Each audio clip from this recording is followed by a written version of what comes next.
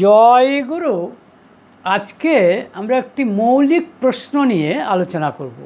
প্রশ্নটি হচ্ছে যে আমাদের যে বিচার ভগবান করেন তা কতখানি সঠিক, তার মধ্যে কি কোনো পক্ষপাতিত্ব আছে? তিনি কি কোনো অবিচার আমাদের করেন, নাকি তিনি যা করেন সবটাই ঠিক? দেখুন, আমরা যদি আমাদের সমাজের দিকে তাকাই, এমনকি আমাদের চারদিকে যদি তাকাই, তাহলে দেখব যে কিছু মানুষ রয়েছেন যাদের জীবনে কেবলই সুখ আর সুখ। আবার কিছু মানুষ রয়েছেন তাদের যেন কষ্টের কপাল, তাদের কষ্ট আর যেন যেতেই চায় না। এগুলো আমরা দেখি, লক্ষ্য করি। তখন এরকম কিন্তু মনে হয়, বা মনে হওয়াটা আশ্চর্য নয়, যে তাহলে কি ভগবানের বিচার সম্পূর্ণ ঠিক? তিনি কি কিছু লোকের জন্য পক্ষপাতদুষ্ট, বা কিছু তার বিচার কি সম্পূর্ণভাবে নিরপেক্ষ? এই প্রশ্নগুলি কিন্তু চলে আসেই। ধরুন, একজন লোক বাইরে থেকে দেখে মনে হচ্ছে, বা মনে হয় আমাদের, বা তাকে জানিও হয়তো ভালো মানুষ, সৎ মানুষ, অথচ তিনি জীবনে কষ্ট পাচ্ছেন, পারিবারিক জীবনে, বা নিজের শরীর নিয়ে, বা পরিবারের সন্ততি, বাবা মা, যাই হোক, তাদেরকে নিয়ে কষ্ট পাচ্ছেন। তখন কিন্তু মাঝে মাঝে মনে হয়, আবার পাশাপাশি দেখা যায় যে অন্য একজন মানুষ, সে বাইরে থেকে দেখে কিন্তু মনে হয় যেন অসৎ, এবং সে ভালো মানুষ নয়। তা সত্ত্বেও সে ভালোভাবেই আছে, অন্তত বাইরের থেকে তার বেশ সুখের কপাল বলে মনে হয়। তো এরকমটা কিন্তু আমরা দেখি। এবং আমি জানি না সেই কারণে কি না, আমাদের গ্রামের দিকে একটি কথা প্রচলিত আছে যে যে করে পাপ সে 7 বেটার বাপ। এরকম কথা, মানে অর্থটা এরকম যে পাপ করলে বোধহয় ভগবান তাকে আরও বেশি ভালোবাসে এবং তার প্রতি আরও বেশ সদয় হন, এবং তিনি তাকে আরও সুখ দেন। এটাই মানে বলতে চাওয়া হয়। এটা এক ধরনের ফ্রাস্ট্রেশন বা হতাশা থেকে হয়তো জাত, কিন্তু এটা চালু আছে কথাটি। তা আজকে দেখা যাক যে এই কথাগুলি, বা সোজা কথায় ঈশ্বরের বিচার, ভগবানের বিচার আমাদের প্রতি, তা কতখানি সঠিক বা কতখানি নিরপেক্ষ। সত্যিই কি তিনি আমাদের ভালো চান? এই মৌলিক প্রশ্নের উত্তর একটু জানার চেষ্টা করা যাক। আমি প্রথমেই বলতে চাই, এই সম্পর্কে আমি যা বলবো সবই কিন্তু শ্রী ঠাকুর অনুকূলচন্দ্রের কথা। একদিন 1948 সালের 5ই ফেব্রুয়ারি, বোঝাই যাচ্ছে তখন শ্রী ঠাকুর অনুকূলচন্দ্র দেওঘর ধামে লীলা করছেন। দেওঘর ধাম, যেটি এখন বর্তমানে ঝাড়খণ্ড স্টেটের আন্ডারে ভারতে। তা এই দেওঘর ধামে যখন তিনি আছেন, সেদিনে ভোরবেলায় তিনি বসে আছেন গোল ঘরে, এবং অন্যান্য অনেক ভক্তরা আছেন। তার মধ্যে রয়েছেন সুশীলদা, মানে সুশীল বসুদা, হরিদাস সিংহদা, এবং আরও অনেকে, নরেশ ভাই নন্দী যাকে বলে, এরকম অনেকে আছেন আর কি, যে নরেশ দাস, এরকম অনেক ভক্তরা আছেন। একটি মা এসেছেন। সেই মা এসে ঠাকুরের কাছে কমেন্ট করছেন, মানে কমেন্ট বলতে বলা যায় মন্তব্য করছেন যে ঠাকুর, ভগবানের বিচার কোথায় তা ঠিক পাই না। দেখি যার কষ্টের কপাল তার কেবলই কষ্ট, আর যার সুখের কপাল তার কেবলই সুখ, সুখের উপর সুখ। এটি মা বলছেন। বোঝাই যাচ্ছে মাটি আসলে ঠাকুরের, মানে ভগবানের বিচারের উপর তার মানে আস্থা নেই, বোঝাই যাচ্ছে। কারণ তিনি বলতে চাইছেন ঠাকুরের, মানে ভগবানের বিচার কোথায় তা তো ঠিক পায় না। যার কষ্টের কপাল সে কেবলই কষ্ট পায়, আর যার সুখের কপাল তার নাকি সুখের উপর সুখ। মনে রাখবেন, এই মায়ের কথাটা কিন্তু আমাদের অনেকের মনের কথা, কিন্তু এমন নয় যে মাটি কেবল একা বলছেন, মাটিকে দোষারোপ করতে হবে এমন কথা নয়। কিন্তু আমরাও কিন্তু এরকমটা যে অনেক সময় ভাবি না তা নয়। হয়তো যুক্তি বা সোজা কথায় আমাদের যে বিচার বোধ, সেটা হয়তো অনেক সময় এটা সাপোর্ট করে না, কিন্তু মনে মনে যখন ব্যাখ্যা করতে পারি না। ধরুন একজন মানুষ, আমার প্রিয় মানুষ, সে কষ্ট পাচ্ছে, অথচ বাইরের থেকে তাকে ভালো মানুষ বলেই জানি। সে যখন কষ্ট পাচ্ছে এবং সেই কষ্টের কোনো প্রতিকার করতে পারছি না এবং প্রতিকার হচ্ছে না, তখন কিন্তু মনে হয় যে ভগবানের বিচার কীরকম। এইখান থেকে কিন্তু এই প্রশ্ন থেকে রেহাই আমাদেরও নেই। কাজেই মাটি যে ঠাকুরকে বললেন এই কথাটি, যে ভগবানের বিচার কোথায় ঠিক পায় না তা ঠাকুর, যার কষ্টের কপাল সে কেবলই কষ্ট পাচ্ছে, আর যার সুখের কপাল তার কেবল সুখের উপর সুখ, এই কথাটা যে বললেন তিনি, সেটাকে মানে উড়িয়ে দেওয়ার মতো কিছু কথা নয়, কিন্তু কথাটা কতদূর সঠিক সেটা দেখা যায়। এই কথা শুনে ঠাকুর মন্তব্য করছেন, অনেকটা এরকম মন্তব্য তিনি করছেন যে ভগবান কাউকে সুখও দেন না, কাউকে দুঃখও দেন না। প্রথম কথা তিনি বলছেন ভগবান কাউকে সুখও দেন না, কাউকে দুঃখও দেন না। তারপরে তিনি বলছেন যে মানুষ যেমন চায় তেমনই সে পায়। কোনো মানুষ যদি এমন করে যাতে তাকে দুঃখ পেতে হয়, অথচ মুখে মুখে সে সুখ চাইছে এবং সুখ না পাওয়ার জন্য দুঃখ প্রকাশ করছে, তাহলে বুঝতে হবে যে সে শুধু নিজেকেই প্রতারণা করছে তাই নয়, সে অন্যকেও অপরকেও প্রতারণা করছে। এটি ঠাকুর কিন্তু বললেন। তার মানে ব্যাপারটা কীরকম দাঁড়ালো, যে তার প্রথম অংশে তিনি বললেন কি, যে ভগবান কাউকে সুখও দেন না, দুঃখও দেন না। আমরা একটা মানুষ যা চাই সে তাই পাই। এবং তারপরে বললেন আমি যদি এমন কাজ করি যা দুঃখকেই ডেকে আনে, অথচ মুখে মুখে চাইছি আমি সুখ পেতে এবং সুখ না পাওয়ার জন্য হাহুতাশ করছি, তাহলে বুঝতে হবে যে আমি শুধু নিজেকেই প্রতারণা করছি তাই নয়, অপরকেও প্রতারণা করছি। তারপরে তিনি বলছেন যে আমরা এত অকাম করি, তা সত্ত্বেও কিন্তু পরম পিতা আমাদের কিন্তু সবসময়তেই তিনি কখনোই তার দয়া থেকে বঞ্চিত করেন না। ভারী চমৎকার কথা বলছেন। তারপরে তিনি এই কথাটাই বলতে চাইছেন যে ধরুন উদাহরণ দিচ্ছেন যে একজন পাপ করল, কিন্তু তার জন্য পাপ করেছে বলে প্রকৃতির অবদান সে কিন্তু কিছু কম পায় না। প্রকৃতি কিন্তু তাকে আলাদাভাবে ট্রিট করে না, আলাদাভাবে দেখে না। বাতাস, তারপরে তিনি বলছেন বাতাস কেবল পুণ্যবানের জন্য বয়, পাপীর জন্য বয় না তা তো নয়। এবং তারপরে বলছেন সূর্য তার আলো এবং তাপ কেবল সৎ মানুষকেই, সৎ লোককেই দেয় তা তো নয়, অসৎ লোককেও সে সমানভাবেই দেয়। এই কথা কিন্তু তিনি বলছেন।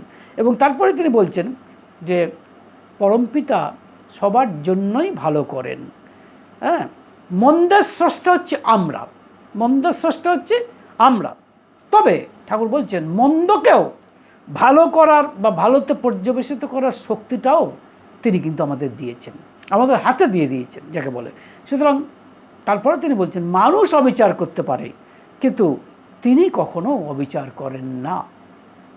এবং তারপরে তিনি একটি বাণী দিয়েছিলেন, বাণীটি এরকম যে মানুষ আর কোথাও দোষারোপ করার জায়গা না পেয়ে যে একজনকে দোষারোপ করে তিনিই ভগবান, তখনই কেবল শয়তান ভগবানের দিকে চায়। বাণীটি আবার বলছেন মানুষ আর কোথাও দোষারোপ করার জায়গা না পেয়ে যে একজনকে দোষারোপ করে তিনি ভগবান, তখনই কেবল শয়তান ভগবানের দিকে চায়। এই হচ্ছে ঠাকুরের বক্তব্য। এখন দেখা যাক ঠাকুরের বক্তব্যটি আমরা বিচার করার চেষ্টা করি। তিনি প্রথমে বললেন, তাহলে মাটিকে বলছেন যার কষ্টের কপাল সে কেবল কষ্টের পর কষ্ট পায়, আর যার সুখের কপাল সে কেবল সুখের পর সুখের পায়। সুতরাং ভগবান কিন্তু তার বিচারটা কিন্তু সঠিক নয়। তিনি কিন্তু এই মাটি কিন্তু ভগবানকে বলতে গেলে দোষারোপ করছেন, কেননা তিনি ভগবানের বিচারকে ঠিকমতো বুঝে উঠতে পারছেন না বা ব্যাখ্যা করতে পারছেন না, এবং আমরাও তাই। তো ঠাকুর কি বললেন, প্রথমে বললেন যে ভগবান কাউকে সুখও দেন না, দুঃখও দেন না। তার মানে ভগবান কিন্তু এদিক থেকে নিরপেক্ষ। আসলে ভগবান কতগুলি নিয়ম সৃষ্টি করেছেন যেগুলোকে বলে বিধি। এই বিধি তিনি সৃষ্টি করেছেন এবং আমাদের ভালোর জন্য, তাতে কোনো সন্দেহ নেই। এখন এই বিধিগুলোকে যদি আমরা পালন করি তাহলে আমরা ভালো ফল পাবো, আর যদি পালন না করি, ভায়োলেট করি, তাহলে তার ফল আমাকে ভুগতে হবে। এবং ঠাকুর বলছেন যে আমরা এমন কিছু করছি যাকে দুঃখকে আমন্ত্রণ করছি, সেই কাজ করছি, কষ্টকে কষ্ট পাওয়ার জন্য সেই কাজ করছি, অথচ মুখে মুখে চাইছি আমি সুখ চাইছি, মুখে মুখে বলছি আমি সুখ চাই, এবং সুখ না পাওয়ার জন্য আমি কিন্তু দোষারোপ করছি। তার মানে বুঝতে হবে আমি শুধু নিজেকেই প্রতারণা করছি তা নয়, অপরকেও সবাইকেই প্রতারণা করছি। তার মানে ঠাকুর বলতে চাইছেন যে আমি যদি বিধিকে না মানি তাহলে তিনি কিন্তু অসহায়, তিনি কিছুই করতে পারেন না। কেননা তিনি বিধিগুলো সৃষ্টি করেছেন আমার সুবিধার জন্যই, কিন্তু আমি সেটা করতে পারি না, মানে করছি না, অথচ চাইছি আমার সুখ হোক। তারপরেই ঠাকুর বলছেন ভগবান কারো অমঙ্গল চান না এবং তিনি কাউকেই বঞ্চিত করেন না। এবং উদাহরণ হিসেবে বলছেন যে একজন পাপী বা একজন সৎ পুণ্যবান লোকের মধ্যে প্রকৃতি কিন্তু তার অবদান থেকে কাউকেই বঞ্চিত করেন না। এটাই প্রমাণ। ভারী চমৎকার কথা বললেন ঠাকুর, প্রমাণ করলেন যে সত্যি সত্যি যে ভগবান তার বিচারে কোনো ভুল করেন না, তিনি বিচারের ব্যাপারে যে সম্পূর্ণ নিরপেক্ষ, তিনি যে কারোর উপরেও মানে খারাপ ব্যবহার করেন না বা খারাপ আচরণ করেন না, খারাপ বিচার করেন না, তার প্রমাণ একজন পাপী সেও প্রকৃতির অবদান থেকে বঞ্চিত হয় না যেমন পায় একজন পুণ্যবান ব্যক্তি। যেরকম তিনি উদাহরণ হিসেবে বলছেন যে বাতাস কেবল পুণ্যবানের জন্য বয় তা তো নয়, পাপীর জন্য সমানভাবেই বয়, অর্থাৎ বাতাসের ভাগ কিন্তু পাপীও পায়। যেরকম সূর্যের কথা তিনি বলছেন, সূর্য যে আলো এবং তাপ আমাদের দেয় সেটা কেবল ভালো লোকদের জন্যই দেয়, পাপীদের জন্য দেয় না তা তো নয়। পাপী যে তার জন্য সূর্য তাকে তো আলাদা করে না, ভাই তুমি পাপ করেছো কাজেই তোমাকে আমি আলো দেবো না বা তাপ দেবো না তা তো নয়, সমানভাবেই দেয়, যেমন পুণ্যবানকে দেয় তেমনই পাপীকেও দেয়। এটাই প্রমাণ করছে যে ঈশ্বরের বিচারে কোথাও ভুল নেই, তিনি কাউকেই মানে পক্ষপাতমূলক বিচার করেন না, তিনি সবাইকেই সমান চোখে দেখেন। এবং তিনি এটা বলছেন যে ভগবান ভালোটাই করেন, মন্দের স্রষ্টা আমরা। মন্দের স্রষ্টা আমরা মানে এখানে বুঝতে হবে যে আমি যে খারাপ কাজটা দুঃখ পাচ্ছি তার কারণে আমি মন্দ কাজ করেছি। এখন মন্দ কাজটা কেন করি, প্রশ্নটাই সেইখানে। যে কারণ হচ্ছে এই যে যখন আমার প্রবৃত্তির অভিভূতি আমাকে পেয়ে বসে তখনই আমি মন্দ কাজ করে ফেলছি। যেরকম ধরুন আমি প্রবৃত্তি কাকে বলে, যেমন লোভ, যেমন কামনা, বাসনা, হিংসা, রাগ, এগুলো হচ্ছে প্রবৃত্তি। 6টা প্রবৃত্তির কথা বলা হয়, কাম, ক্রোধ, লোভ, মোহ, মদ, মাশ্চর্য, এরকম ধরনের কথা বলা হয়। তো আমাদের ধরুন খুব সহজ করে বোঝানোর জন্য লোভ হচ্ছে একটা প্রবৃত্তি। এটা কি খারাপ জিনিস? না, খারাপ জিনিস নয়। কারণ যদি এটা না থাকতো তাহলে আমি বেঁচেই থাকতাম না। As a matter of fact আমি যে আমার খাবার হজম করছি আমার এই লোভের জন্য, লোভ না থাকলে আমার ভিতরকার উৎসেচক বা হজম রস বেরোতো না। ধরুন আমার 2টো মিষ্টি খাচ্ছি, সে 2টো মিষ্টি আমার শরীরের পক্ষে ভালো, এই লোভটুকু থাকার প্রয়োজন আছে, কারণ এর মাধ্যমে আমার শরীর পোষণ পাচ্ছে। কিন্তু আমি যদি 2টোর জায়গায় 200টা মিষ্টি খেয়ে ফেলি তাহলে আমার ক্ষতি করবে। এটাকেই বলে প্রবৃত্তির অভিভূতি। সুতরাং প্রবৃত্তির অভিভূতি যদি ঘটে তাহলে আমার তা ক্ষতি করবে, শরীরের ক্ষতি করবে। এখন দেখুন যখন শরীরে ক্ষতি করে, রোগ হয়, তখন আমরা ডাক্তারের কাছে যাই। এখন ডাক্তারের কাছে গেলে ডাক্তার কিন্তু লক্ষ্য করে দেখবেন 3 কালের বিচার করে। 3 কালের বিচার করে মানে ধরুন আমার পেটটা খারাপ হয়েছে, তখন জিজ্ঞেস করে পেটটা খারাপ হলো কেন, তখন আমাকে বলতেই হয় যে আমি 2টোর জায়গায় 200টা মিষ্টি খেয়ে ফেলেছি। তার মানে আমি আগে কি কাজ করেছি সেই কাজটা আমাকে করতে হয়। তিনি পেট টিপে টিপে বা পরীক্ষা করে দেখেন যে আমার রোগটা আসলে কি হয়েছে, গ্যাস হয়েছে না মানে কি বলে আমার পায়খানায় গণ্ডগোল হয়েছে, সেগুলো বোঝার চেষ্টা করুন। এবং তারপরে যখন প্রেসক্রিপশন করেন, ওষুধ লিখে দেন, তখন শুধু ওষুধ লেখেন তাই নয়, তিনি কিন্তু ভবিষ্যতের কথাও বলেন যে দেখুন এইভাবে খাবেন না, এইভাবে খেলে কিন্তু আপনার ক্ষতি হবে ইত্যাদি। বা এমনও হতে পারে যখন কোনো মানুষ হয়তো রোগের জন্য সত্যি এমন কিছু খায়নি, এমন কিছু খারাপ কাজ করেনি, তা সত্ত্বেও পেটের গণ্ডগোল হয়েছে, তখন ডাক্তারের কাছে গেছে, ডাক্তার বলছে যে আপনি কি কিছু খারাপ মানে কিছু খাবার খেয়েছেন যেগুলো বেশি খেয়ে ফেলেছেন বা কিছু, না তো আমি ভালোভাবেই খেয়েছি, তা সত্ত্বেও হচ্ছে।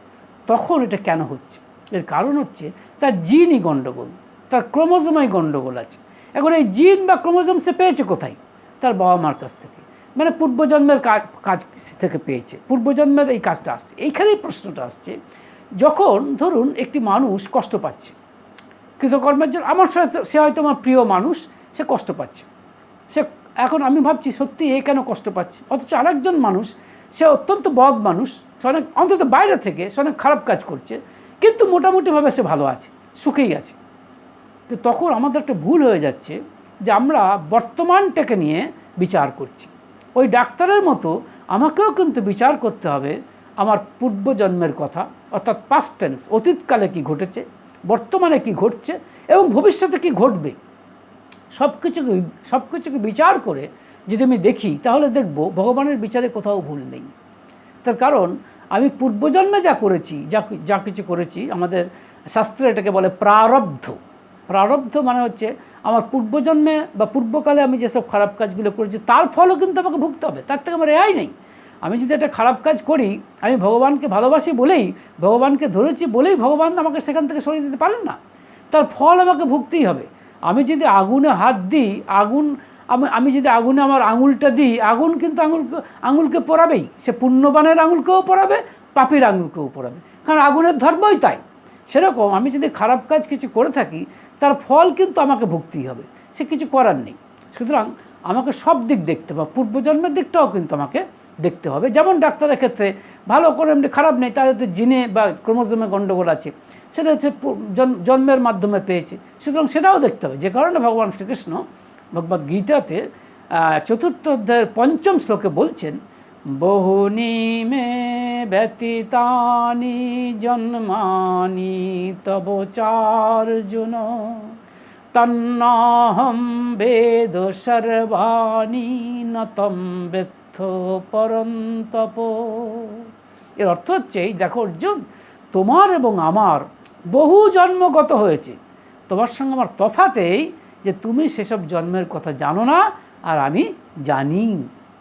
এই কথা কিন্তু ভগবান শ্রীকৃষ্ণ বলছে। সুতরাং এ জন্মটাই শেষ জন্ম নয়, এমনকি এর পিছনেও জন্ম ছিল এবং পরেও জন্মাবে। আমার শরীরটা আমার এই জন্মেই রয়েছে তা নয়, জন্মের আগেও ছিল না, আবার ভবিষ্যতেও থাকবে না, কিন্তু আমি ছিলাম, আগেও ছিলাম, পরেও থাকবো। শরীর নিয়েও ছিলাম, শরীর ছাড়াও ছিলাম।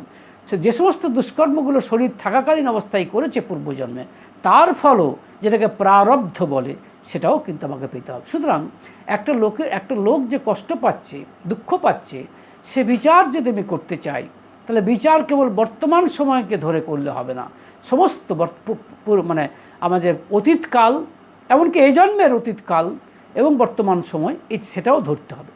তবে উপসংহার পর্বে একটা কথা বলতে চাই যে ঠাকুর অনুকূলচন্দ্র আমাদের একটি অত্যন্ত আশাব্যঞ্জক বাণীও কিন্তু শুনিয়েছেন। তিনি বলছেন যে তিনি অবশ্য এটাও বলেছেন যে একটি চমৎকার কথা বলেছেন যে মানুষ যখন কাউকে পায় না দোষারোপ করার জন্য, তারা হয়তো কষ্ট পাচ্ছে একটা মানুষ, তখন সে বলছে আমি তো কী খারাপ কাজ করলাম যে আমার এরকম হলো, ইত্যাদি ইত্যাদি বলে থাকে মানুষ। কিন্তু এবং শেষে কিন্তু সে চাই বা না চাই, মনে মনে কিন্তু সে শেষ পর্যন্ত ভগবানকেই দোষারোপ করে। সেই জন্য ঠাকুর ভারী চমৎকার করে বললেন, যখন একটা মানুষ তার অপকর্মের জন্য কাউকেই দোষারোপ করতে পারে না, তখন যাকে দোষারোপ করে তিনি হচ্ছেন ভগবান। আমরা এটা কিন্তু ভগবানের প্রতি আমাদের অভিমান আছে খুব, তাই ভগবানকে কিন্তু আমরা এরকম দোষারোপ করে থাকি, তিনিই ভগবান। কিন্তু তিনি এই কথাও বলেছেন, তখনই শয়তান কেবল ভগবানের দিকে চায়। অর্থাৎ যখন একটা মানুষ কষ্ট পাচ্ছে, সেটা কিন্তু ব্লেসিং ইন ডিসগাইজ হতে পারে, অর্থাৎ ছদ্মবেশে সেটা ভালো জিনিসও হতে পারে আমাদের জন্য। কারণ তখনই একমাত্র একটা মানুষ যখন দুঃখের মধ্যে পড়ে, কষ্টের মধ্যে পড়ে, তখন ভগবানের কাছে নালিশ জানায়। নালিশ জানাতে গিয়েও সে যখন ভগবানের শরণ নিচ্ছে, তার মানেই বুঝতে হবে সে কিন্তু ভালোর দিকে যাচ্ছে। মনে রাখবেন, প্রবৃত্তির স্রষ্টাই হচ্ছে ঈশ্বর, তিনি কখনোই প্রবৃত্তির অভিভূতিতে অভিভূত হন না। তাই আর আমরা যে খারাপ কাজটা করি, যেহেতু সেটা প্রবৃত্তির অভিভূতির কারণে, তাই প্রবৃত্তির অধীশ্বরকে যদি আমরা ধরি, মনে রাখবেন আমরা হচ্ছি প্রবৃত্তির অধীন, আর তিনি হচ্ছেন প্রবৃত্তির ঊর্ধ্বে, অর্থাৎ প্রবৃত্তির অধীশ্বর, আর আমরা হচ্ছি প্রবৃত্তির অধীন। তাই তাকে যদি ধরি, তাহলে ধীরে ধীরে কিন্তু আমরা ভালোর দিকে যেতে পারবো। এবং ঠাকুর একটা আশ্চর্য কথা, আশাব্যঞ্জক কথা যেটি বললেন, সেটি হচ্ছে যে ভগবান কিন্তু আমাদের এই ক্ষমতাটুকুও দিয়েছেন যে আমরা যদি চাই তাহলে আমাদের খারাপটাকে কিন্তু ভালোতেও পর্যবেসিত করতে পারি। এই ক্ষমতাটাও কিন্তু আমাদের হাতে তিনি দিয়েছেন, শেষে ঠাকুর অনুকূলচন্দ্র আমাদের এটা বললেন। সুতরাং আমরা যদি চাই ভগবানের এই ক্ষমতাটুকুকে নিতে, তার সদ্ব্যবহার করতে, তাহলে সেটাও কিন্তু আমরা পারি, যদি আমরা সেটা চাই। এইটুকু শুধু চাই যদি, তাহলেই হয়।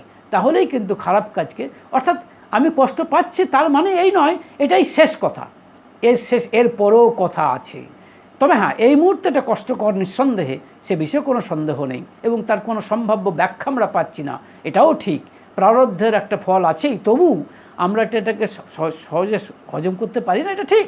তবু চেষ্টা করতে হয় ঈশ্বরকেই ধরতে। কারণ বারবার একটা কথা মনে হয়, এই কথাটা বলেই আমি শেষ করব, যে দেখা যায় একটি মা একটি তার ছেলেকে হয়তো ছেলে হয়তো কোনো দুষ্টুমি করেছে, তখন ছেলেকে মেরেছে, মানে প্রহার করেছে। কিন্তু দেখা যায় ছেলেটি অবাক হয়ে গেছে যে মা আমাকে মেরেছে, প্রহার করেছে, কিছুক্ষণের জন্য হতবুদ্ধ হয়ে যায়। কিন্তু তারপরে কিন্তু দেখা যায় মাকেই আবার সে জড়িয়ে ধরে, কারণ মাই তার একমাত্র সম্বল। সেরকম আমরা কষ্ট পাচ্ছি, কিন্তু কষ্ট হারক যিনি ঈশ্বর, তার উপরে অভিমানও হয়, কিন্তু অভিমান করার পরেও যদি তাকে ধরতে পারি, তাহলে দেখা যাবে শেষ বিচারে কিন্তু আমরা এই কষ্টের থেকে রেহাই পাবো। ভালো থাকবেন। জয়।